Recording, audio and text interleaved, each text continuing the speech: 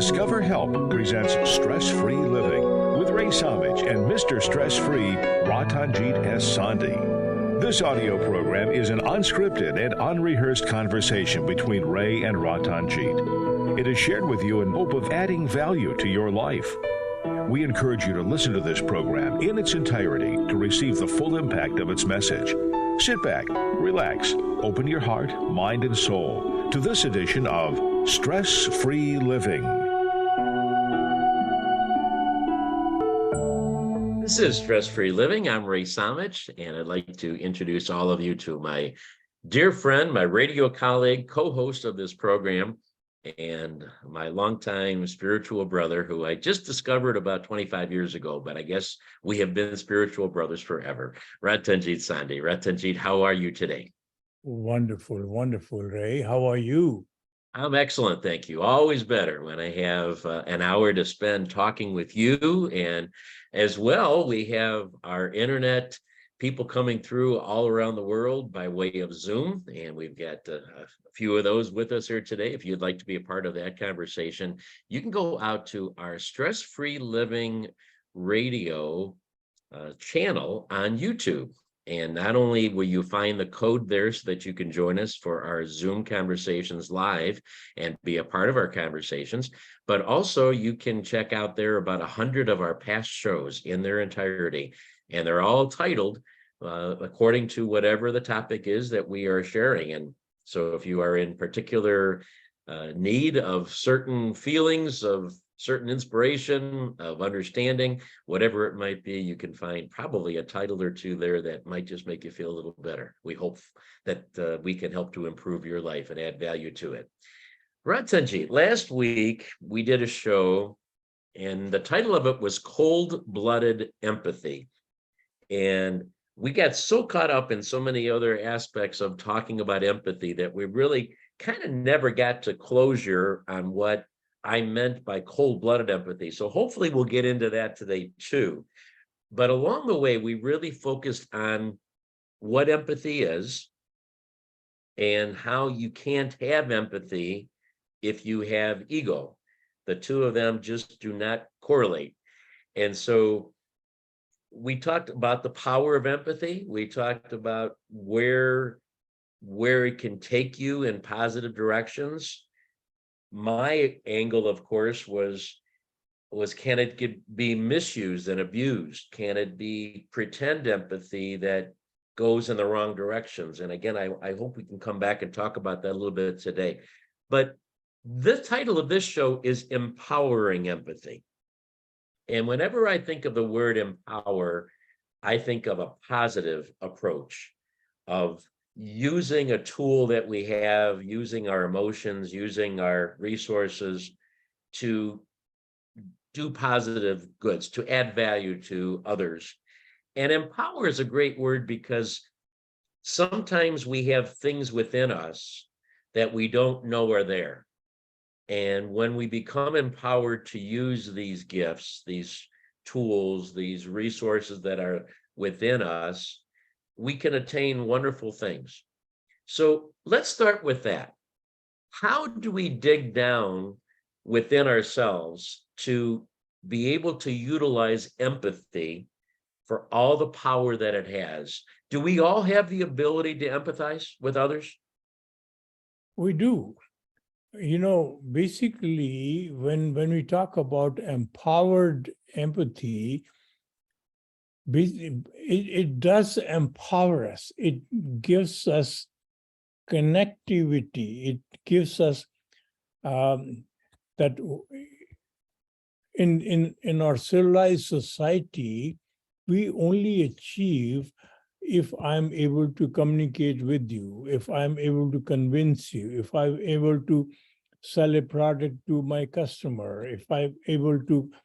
So all that is all, whenever we are able to interrelate our relationship with our loved one, with our spouse, with our friends, with our strangers, depends on how we can communicate with them.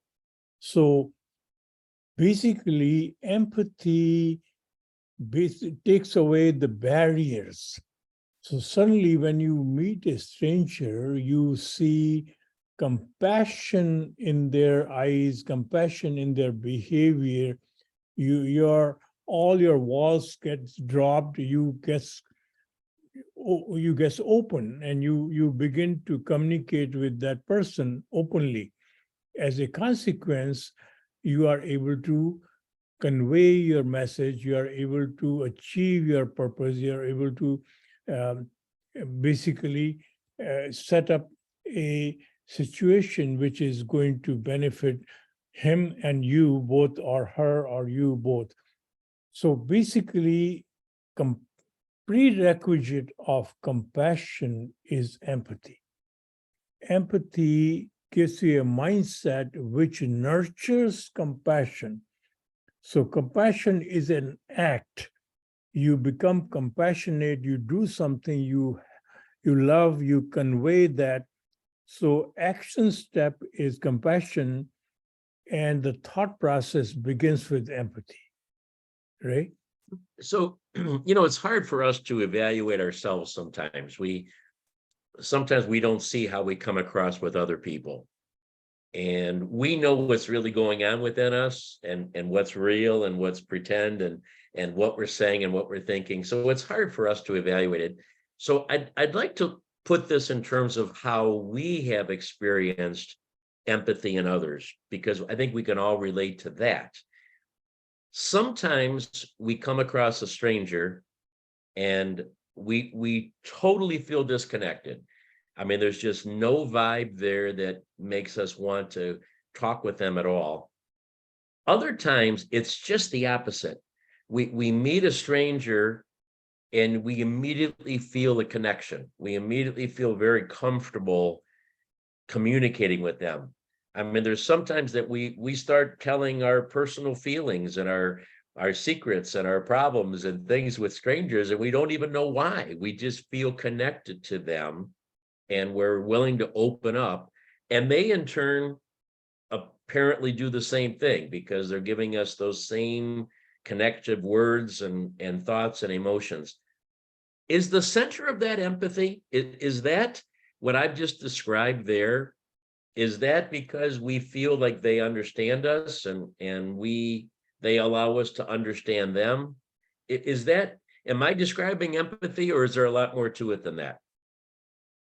You're describing consequences of empathy. When you have empathy, you begin to open up and you begin to communicate with each other. Now, what happens is you are approaching a stranger, and stranger can be in a different mood or different situation.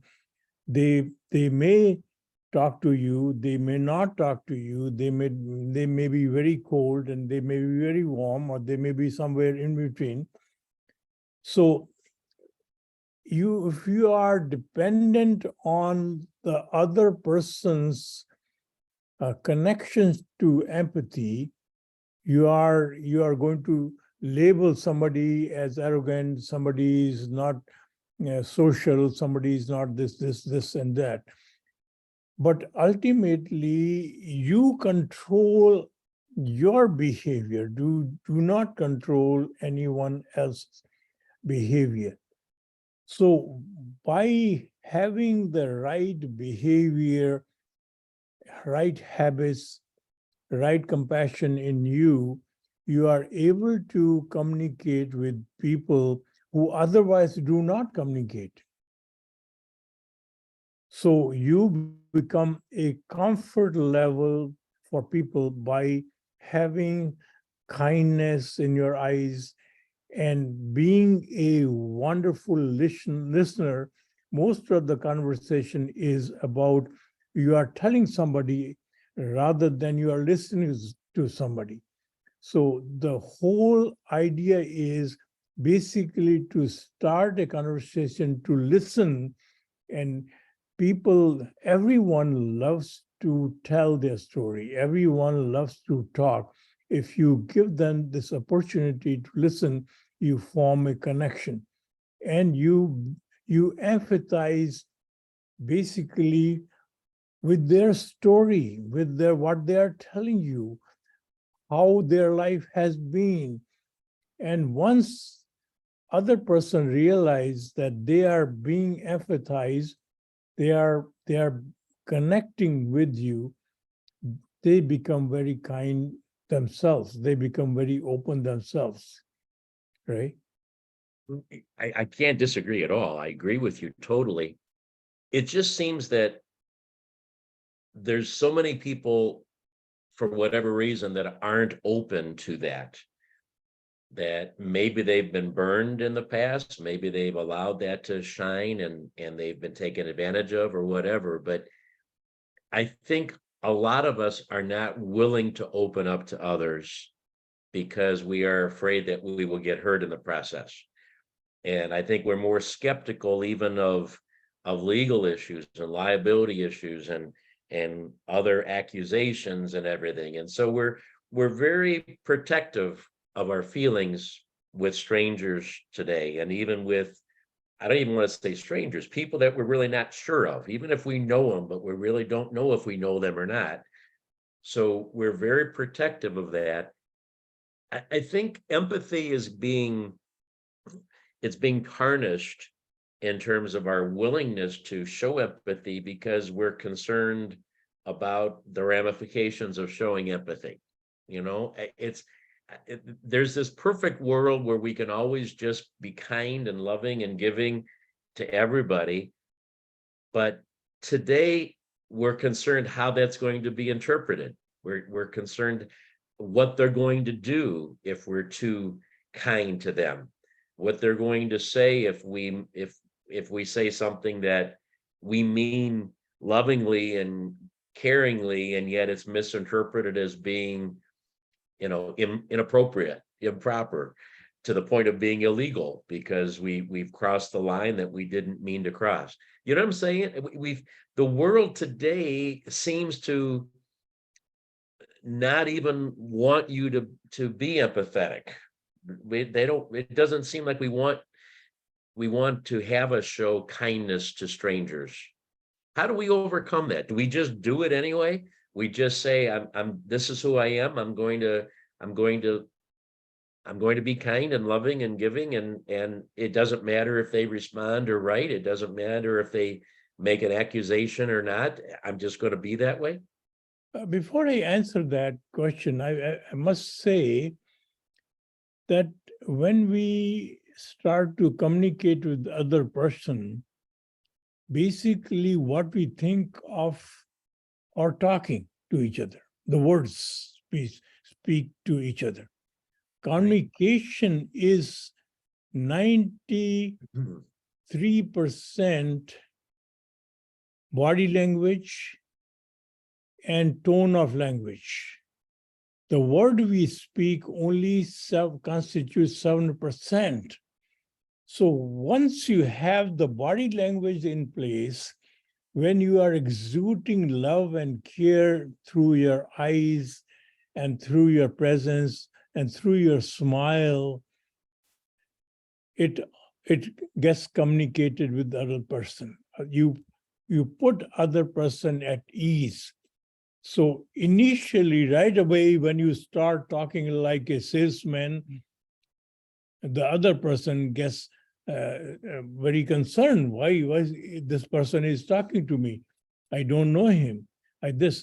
But once you have the body language in place, and when you receive a smile as a response to your body language from other person, automatically you begin to communicate. And so slowly, it cannot happen right away. So you practice this communication through body language, and when you speak, your tone, your language is so kind, so slow, so loving, so caring. So you are conveying the love and caring and compassion through your voice. So you begin to communicate. It's not the words what we use. The most wonderful language many times does not communicate. So many times when we hear somebody, we label that person as a kind or nice and all that based on what we receive through their body language and tone. So that is very, very critical. And most of us do not understand. The fundamentally, you cannot act the body language. You cannot act the tone. It has to be genuine. That is why it is conveyed. So when your body language is conveying the right message, the receiver knows that is genuine. Whereas you can use very flashy language to convince and impress somebody, but you cannot use the right body language until you mean it. So it is very important to bring kindness in you and compassion in you, which is reflected through your body language, right? Is so brilliant and pertinent to this. What a fabulous answer to my question. You actually said, before I answer your question, let me tell you this. You just answered my question, Ratanjit, so perfectly, because it is genuine. Our tone, our body language, our appearance on our face, try as we might, we can't hide that's really who we are. That really is the ultimate us. We can pretend to say words that we don't mean, and some of us can get pretty good, pretty effective at saying words that are not consistent with what is really inside of us. We can memorize scripts, and we can, like an actor on a stage, say words that do not at all reflect on the real person inside. But the body language is the ultimate tell of what we're thinking and who we are and how we act. And so you've just answered the question. You really is. If we convey that,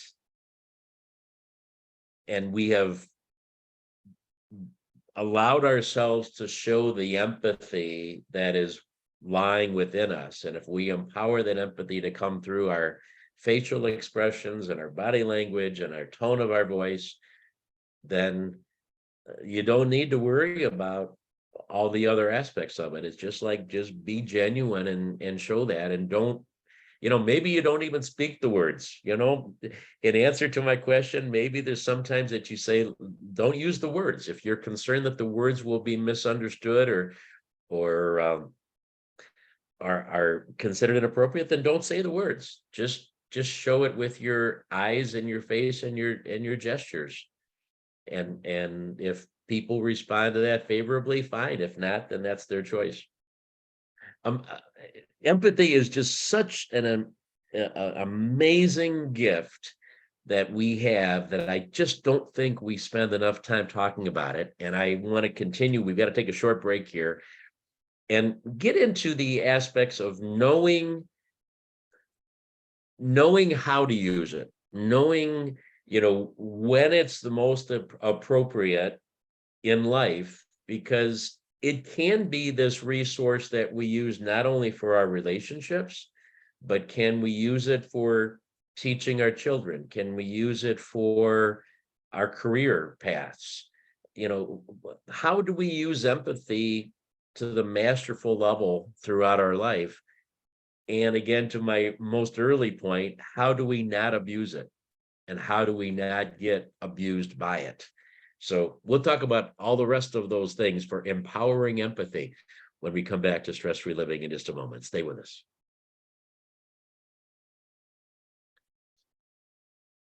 So good, Ratanjit. Such a good point to put that in there with 93% is nonverbal. Excellent. Any comments here? We're on a short break. Anybody have any input for us? Sudeep, welcome to our show. Dr. Jackji. Yeah, just Sudeep, how are you?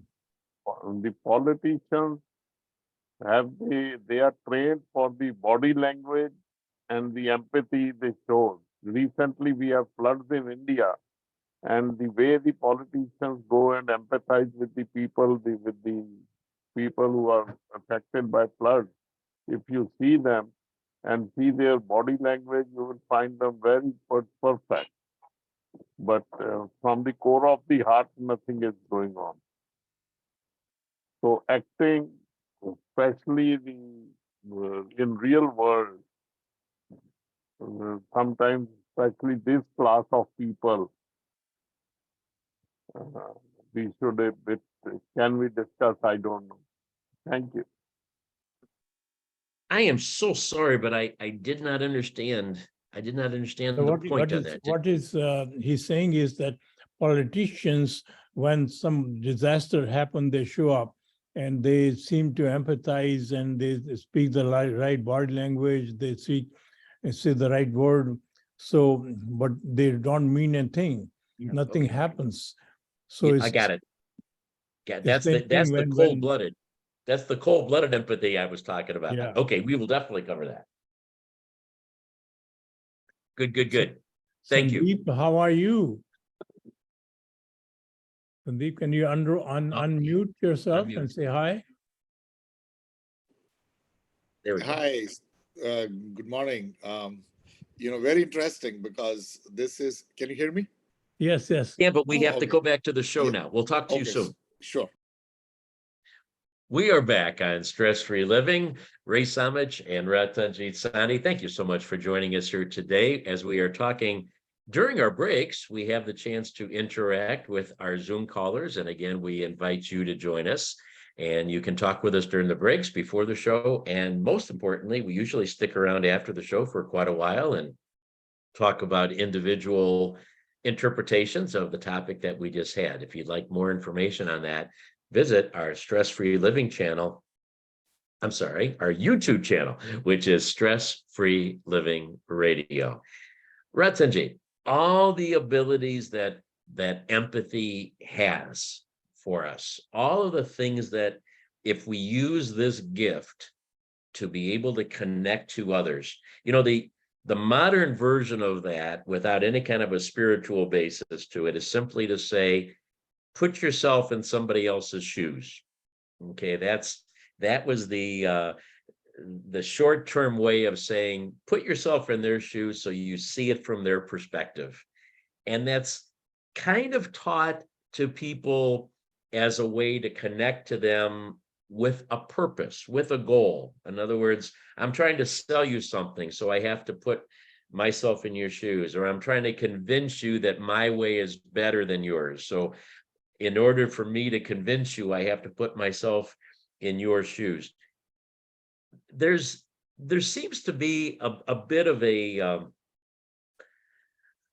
don't know what the right word is, but not an ethical approach to the way people teach you to use empathy.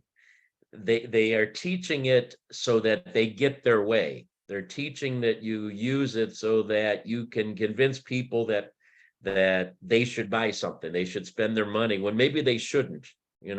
I'm going to fill your head with your kids swimming in the swimming pool on a hot day in the summer. I'm going to overwhelm you with the emotion of how that's going to be wonderful and how they're going to love you more as their father because you gave them a swimming pool.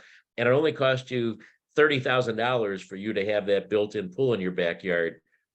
They use the tricks and the tools of empathy in order to get you to make the decision and spend $30,000 for the swimming pool. How do we know when people are using empathy as a tool and they're not being genuine with it? And it's such an interesting thing because empathy is supposed to be so genuine. It's supposed to be what's really inside of us. And yet people use it and abuse it. How do we tell the difference? These scams, there are so many scams which are there and they reach people and, promise them and they get their money out and and all that happens, right? So many. Yeah. Now, what happens here is there are two sides of things. one is you, and one is somebody being empathetic with you. So once you want somebody to empathize with you, you are starved for that. You are part in greed. Greed is controlling yourself. So obviously, if somebody is offering you a way to make money, you will accept it because it is your greed, it is your insecurity, it is your uh, need for empathy, which many times is being misused. So suddenly you see false empathy as real empathy and you go for it. Because unless you are secure, you cannot receive the true empathy. You cannot recognize the true empathy. Until you become empathetic, you cannot receive the empathy from others either, which is unbiased, which is pure, which is not addressing your greed and insecurity. That is why this phenomena happens. Politicians use this constantly. When there is a flood or something happens, they show up and they give a big lecture. We are going to do this. Children are killed in school. They say, my prayers and my sympathies with you means nothing. It remains the same thing. More killing happens. So really, the empathy is not there. The true empathy is not there. It is all a practice and manipulated empathy, right? Yes, you've given examples of exactly what the point I'm trying to make. So thank you. There's so much of this fake empathy. Okay, there's so much of that out there. It is being used politically, it's being used financially.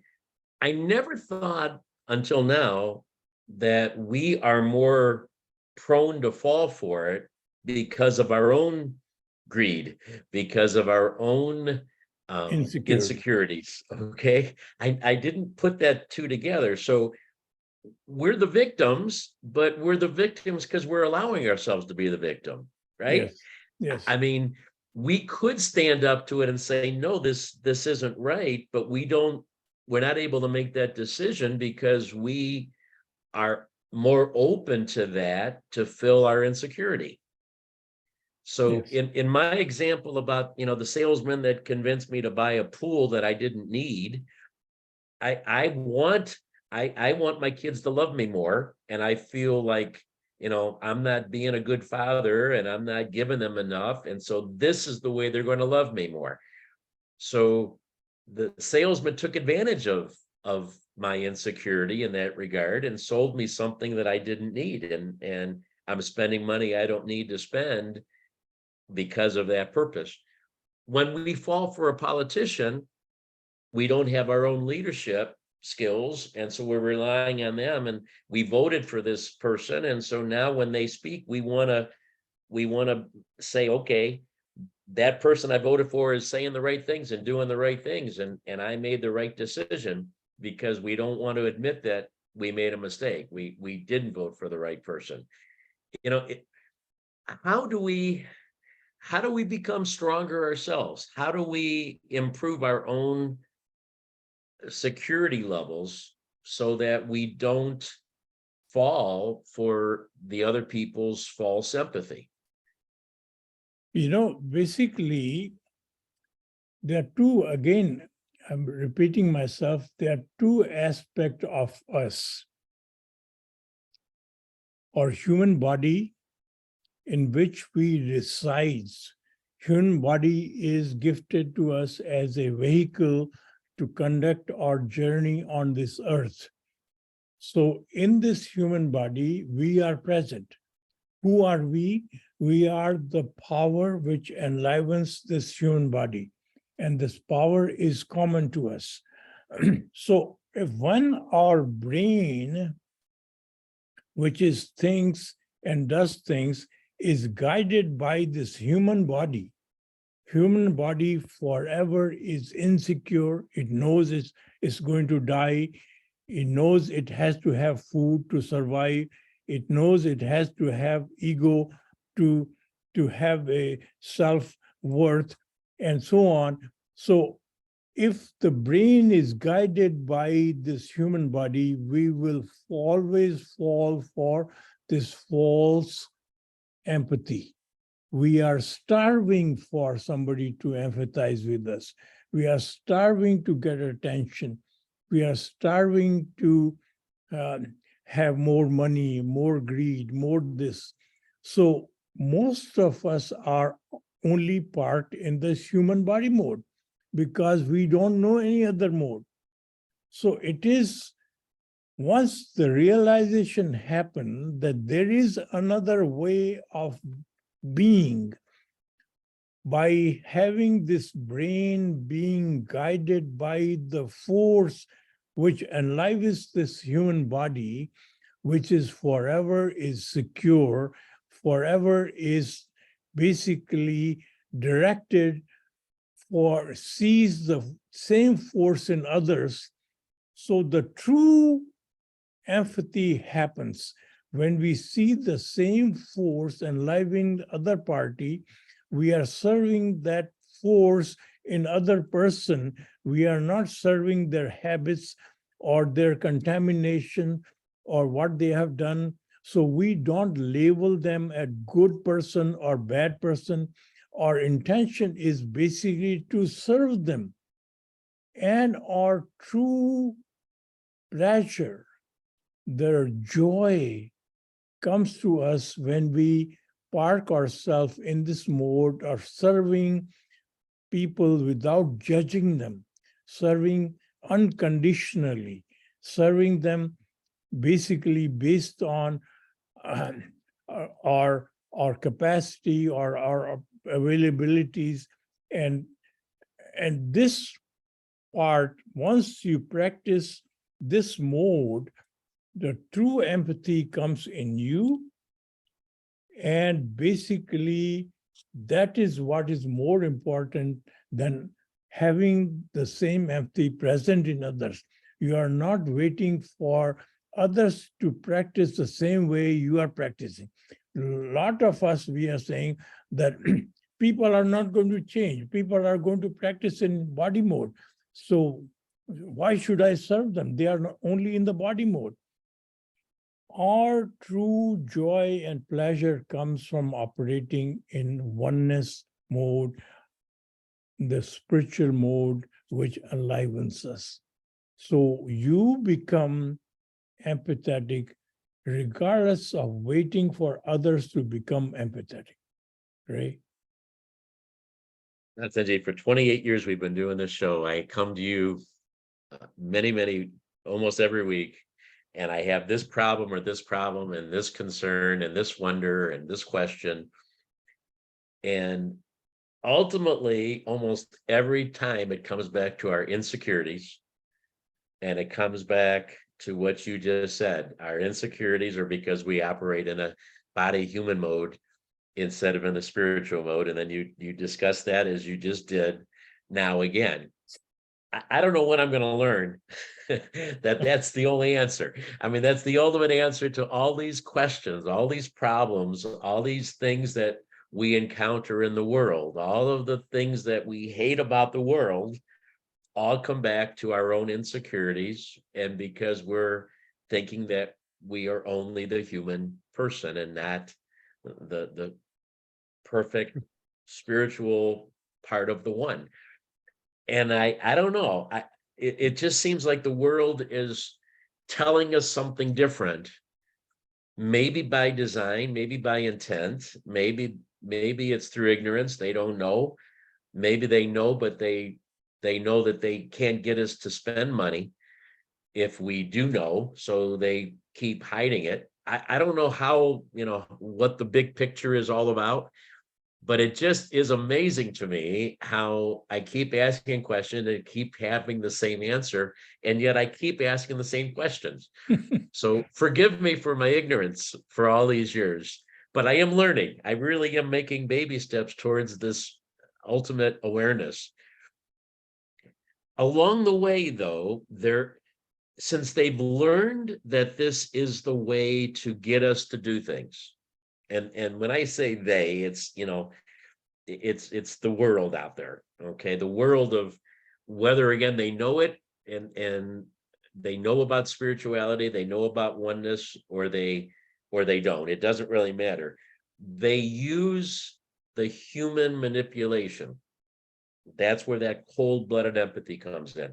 The politicians you mentioned, they do it brilliantly, right? I mean, they know, they're speech writers, or now they're using AI, but they've got the most brilliant understanding of how to connect to human beings, how to make us feel better, how to make us feel empowered, how to console us. And most of us just buy into that. Oh, that person is so nice, they're so concerned, they're helping us, they're doing all the right things. It's all a show. We know it. When we really look at the situations, we know that they're not real, that they're not being honest, but they say all the right words.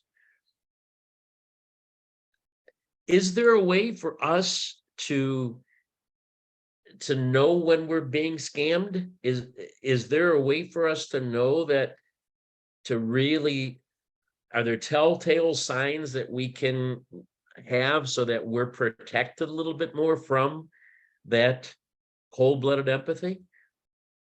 It's very interesting, Ray, that with, we go to college, we get a degree, many times we go to higher studies, get a PhD and everything, and not understanding that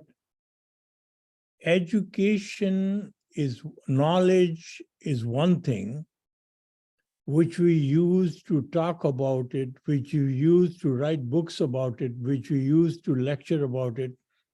But ultimately, we do not live that knowledge. We live our habits. And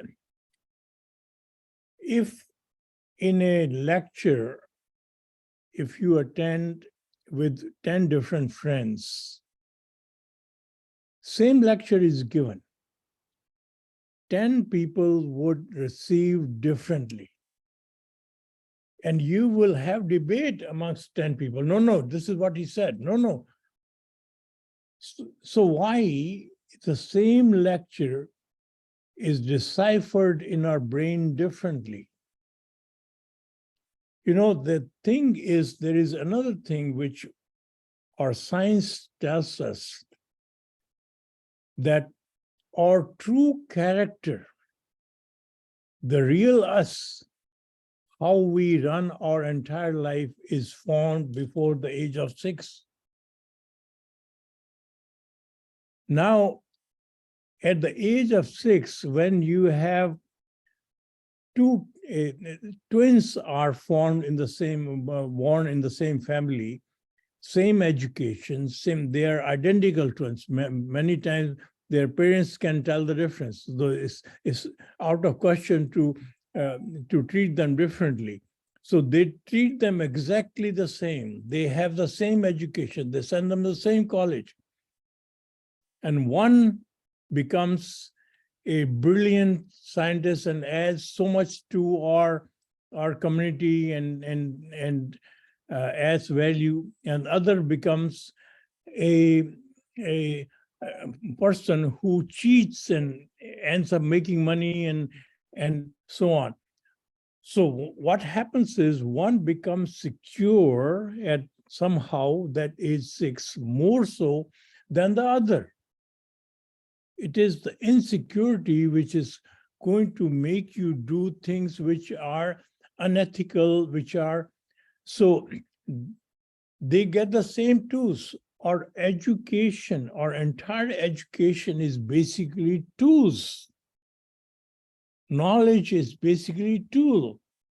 What are you going to use that knowledge depends on psychological character, which is formed by the age of 6. But we do not pay as a human race any attention to our children. We basically let them watch television or let babysitter make them sit, and we are busy conducting our own business. So basically, upbringing of a child is based on the food and comfort, physical comfort we provide. And we do not teach them who they are. So indirectly, growing up as 6-year, their brain is basically being guided by the human mode. So their core character becomes basically a human body mode. We never tell them who they are. We never ask them the right questions, right, proper question, which they constantly, we always give them answers. We don't ask them question. If you plant the proper question in the mind of the little one, you change their entire life. You don't have to give them the answer. You have to plant the right question for them, because the human mind is curious. So all their life, they are going to look for the answer of that question. And they are sooner or later going to find the real answer. They're going to park their decision-making in the spiritual mode, not in the body mode, right? We need to take a break. Ratanjit, yeah, we do need to take a break.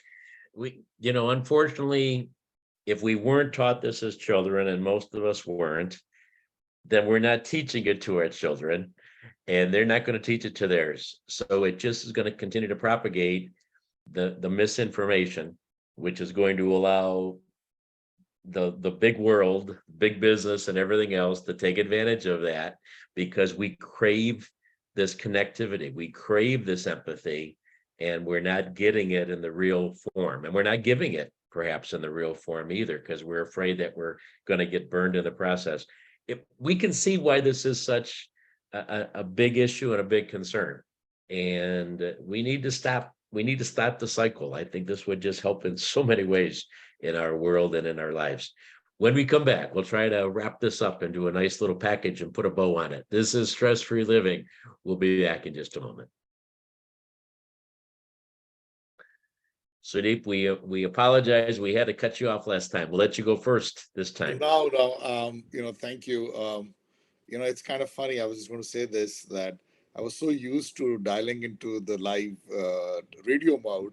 I dialed into that last week also, not realizing that there was a Zoom call underneath. Oh, there you go. Well. Okay. Yes. So anyway, no, this is good. See, I think the challenge in real life, I mean, as I was listening to Veerji and you talk about this, well, is that how do you know that if you open up to somebody, right, and you need guidance, or you need at some point you're low and some empathy would be good for you at that point, is that you won't be taken advantage of, and that you're not opening up and showing your vulnerabilities, or something that somebody down the road could use against you. We'll come back with that question, because that's on my mind too. That's where the cold-blooded empathy originally started, that whole title. So we'll I don't come know back whether with Ray is really genuinely, in that mode, or Ray is trying to figure out what Sudeep is down with. And maybe down the road, he goes off and talks to somebody else and say, look, I heard Sudeep was doing this, right? So, I mean, I don't know. I mean, but I think conceptually it is very good. And also, I think, if you get a chance, give an example of what kind of a question you ask your child. So you're not giving them an answer, but you are actually provoking them to think about whatever they have on their mind. and start developing that at a young age. Because it's like teaching them how to fish. It's not giving them the fish, right? In a way. Yes. Thank you. Thank you. All right. I'm listening to see if the music's there. The music's back on. We'll talk with everybody else shortly. We are back on Stress Free Living. Ratanjit and Ray Samich with you again today. And we only have a few minutes left, Ratanjit. We went a little longer earlier, but you were right in the middle of one of your most brilliant observations. And so I sure didn't want to stop you. A couple of questions that came through from our guests here during that break, and they're the same ones that I've had on my mind, honestly, is that should we be concerned that we show empathy to others and that they're going to take advantage of us because we've let down our human barriers, because we're showing our security instead of our insecurity. And so we're really being who we are. We're caring, we're loving, we're giving, we're kind, we're opening up about who we really are as people. Should we be concerned that they're going to take advantage of that they're going to manipulate and see that as a weakness and put them in a position to, in some way, control some aspect of our life? Is there a concern for that? Or should we just be who we are because we know that's what we're supposed to do? Basically, when you do something for anyone, help them in any way, you are not doing for them. You are doing for yourself. You are serving the divine present in them, and that's what you are doing. So the question of taking advantage or not advantage does not arrive. So your end result is that you have fulfilled, it's like a rose bush, a rose flower. Yeah. So when you pluck that and you use that, whether for funeral or for wedding or for whatever causes, it does not mind. It basically gives you fragrance and beauty because that's who it is. So you become fragrance and beauty, and under any circumstances, you are present, you exude that. You are much more multidimensional than the flower. You have creativity, you have thoughts, you have so many talents and skills. You are a tremendous value-adding entity.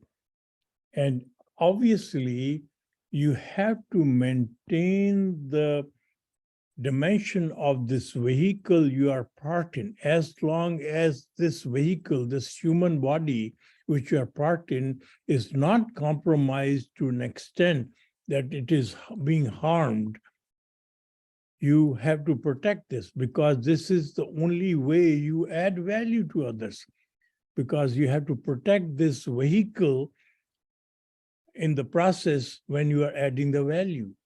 So that is your only criteria. If somebody is harming, somebody is taking advantage in the sense that you are being compromised from your performance, you back down.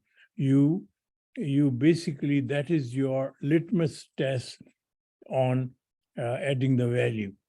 Now, this also, we had a question which was one of our good listeners who participated in Zoom asked what kind of questions we should give our children so that their life is formed.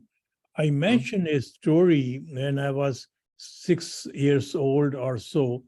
I got a special award or special competition I won in my school, and I was given an award. And my principal told me, you know, my son, one day you are going to make a name for yourself. So I come home and tell my mother, you know, I was very happy. And I told her, you know, my principal told me that one day I'm going to make a name for myself. My mother hugged me and put me in her lap, and she smiled and she says, oh, no, that's very good. So, but before you make a name for yourself, you have to know your name. I said, I know my name. My name is Ratanjit. She said, you know, no. That's what I call you, because when I want to call you for dinner, I don't want our neighbor's boys to show up. So I did not know your name. So in absence of that, I called you Ratanjit. So I don't know your name. So what is your name? So a child at that age is flabbergasted. So what is my name? So how do I find my name? She says, I don't know. I mean, you have to do some research. She said, I can give you a key which is going to allow you, which is going to help you to find that name. I said, what is the key? She says, the key is oneness. We are all one. Everything is one. I said, wait a minute. You are sitting there in that chair. I'm sitting here. So we are two. So that is why this is the key. You are going to eventually, and you grow up, you have more wisdom, you have more education, you have more books to read. You're going to find out what is oneness. So these are planted questions which formed my life. So similarly, we never give these questions to our children. We don't ask them, who are they? What is the purpose of their life? How are they designed in nature? Who designed them? See, in the body mode, Ray, we worship God. We separate God from us. In the oneness mode, we disappear. There is only God, which resides in us, gives us life. So the difference is, in the body mode, we keep on building temples and churches and create separateness from God in us. So whenever we find convenient, we pray to God. When we don't find convenient, we don't think of God. In spiritual mode, you are only part in the godliness. You don't become a God, but you are part in godliness, in oneness. That is the difference. The enlivening power within you is connected to that supreme power, which you call God.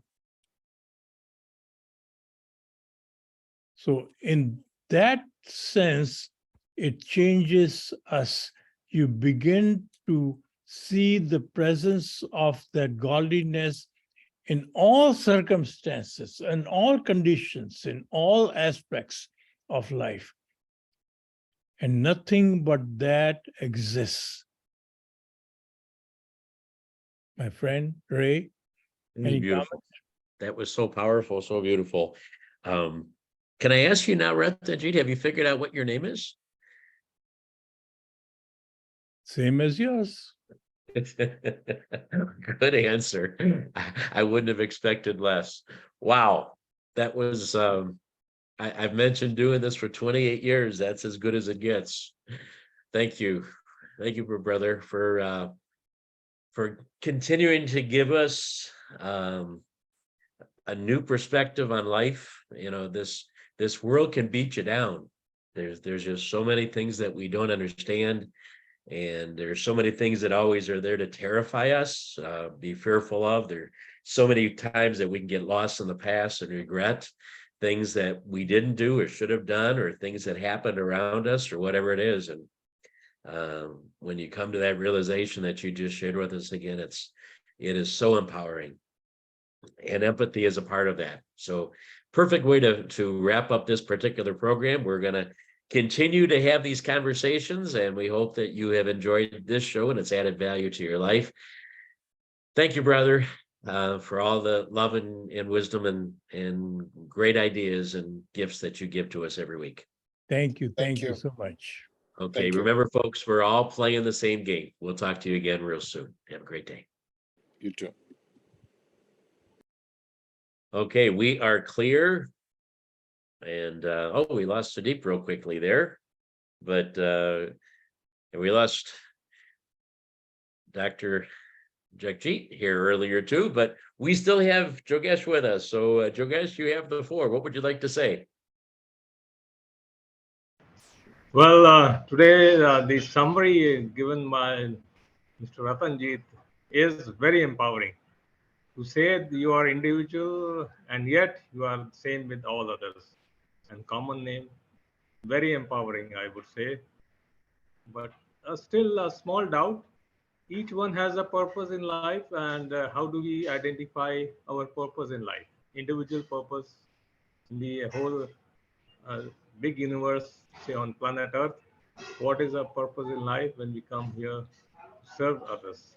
So how does it unfold in your one's life, and to know what really is our purpose?